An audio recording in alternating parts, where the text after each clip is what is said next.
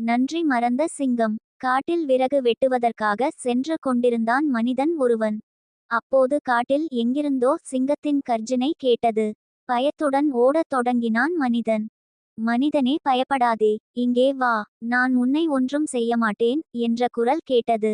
தயக்கத்துடன் குரல் வந்த திசையை நோக்கிச் சென்றான் மனிதன். அங்கு ஒரு கூண்டில் சிங்கம் அடைப்பட்டு இருந்தது. வேட்டைக்காரர்கள் சிலர் சிங்கத்தை உயிருடன் பிடிப்பதற்காக ஒரு கூண்டு செய்து அதற்குள் ஓர் ஆட்டை விட்டு வைத்திருந்தனர்.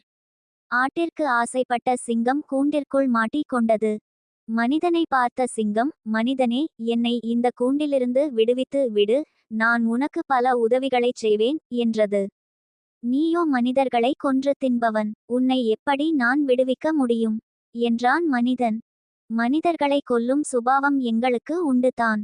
அதற்காக உயிர்காக்கும் உன்னை கூடவா அடித்து கொன்றுவிடுவேன். அவ்வளவு நன்றியில்லாதவனா நான்? பயப்படாமல் கூண்டின் கதவைத் திற, உன்னை ஒன்றும் செய்ய மாட்டேன் என்று நைசாக பேசியது சிங்கம். சிங்கத்தின் வார்த்தையை உண்மையென்று நம்பிவிட்டான் மனிதன். கூண்டின் கதவை திறந்தான். அவ்வளவுதான். நன்றி கெட்ட சிங்கம் மனிதன் மேல் பாய்வதற்கு தயாராயிற்று. இதனை கண்ட மனிதன், சிங்கமே, நீ செய்வது உனக்கே நியாயமா? உன் பேச்சை நம்பி உன்னை கூண்டிலிருந்து விடுவித்தேனே, அதற்கு இதுதானா நீ காட்டும் நன்றி என்றான். என் உயிரை காத்துக்கொள்வதற்காக நான் 1000 பொய் சொல்லுவேன். அதை நீ எவ்வாறு நம்பலாம்? மனிதர்கள் என்றால் பகுத்தறிவுள்ளவர்கள் என்று தானே பொருள். அந்த அறிவை கொண்டு இது நல்லது, இது கெட்டது என்று பகுதித்தறிய வேண்டாமா? முட்டாள்தனமான உன் செய்கைக்கு நான் எப்படி பொறுப்பாக முடியும் என்றது சிங்கம்.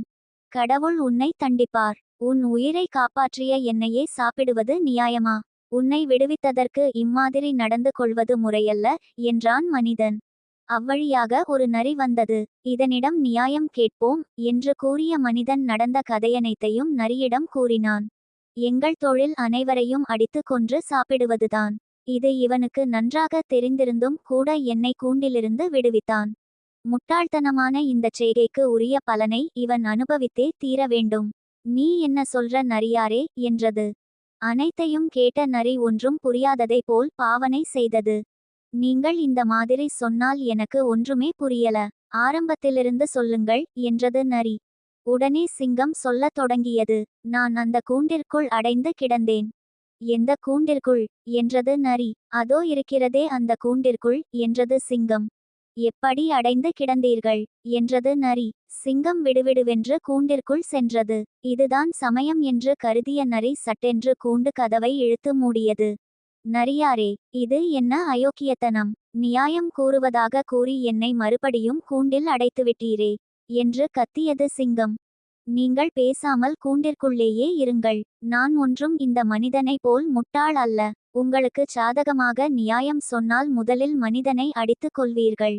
பிறகு என்னையே அடித்து கொன்று விடுவீர்கள். அதனால் தான் உங்களை கூண்டிற்குள் செல்லுமாறு செய்து கதவை பூட்டி விட்டேன் என்றது நரி.